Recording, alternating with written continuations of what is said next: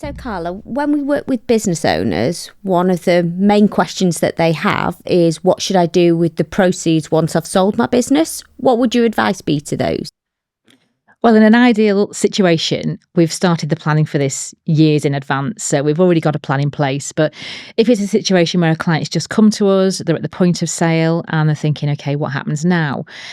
I would say the first piece of advice I would give is don't panic, because there's an overwhelming sense that somebody's got to do something with this money straight away. And that's really not the case. The first thing is to do just to make sure you've got all the money in. Park it in some cash, look at a cash management platform, something like that, just while you work out what the next step's going to be. Because this is going to be a massively life-changing event. You've worked really hard. This has probably been your baby that's grown over the years. And all of a sudden you've got this massive payday. And now what do you do with it?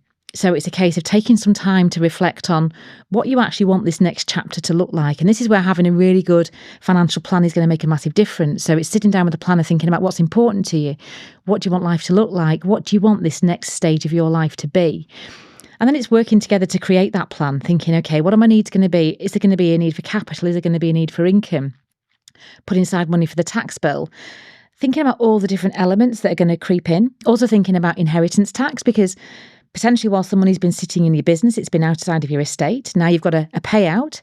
Potentially that's going to be taxable. So thinking about legacy planning as well. So there's all these different facets that come into creating the financial plan. But I think the key point is take your time. You've worked hard for this. Sit back, relax, don't rush into anything.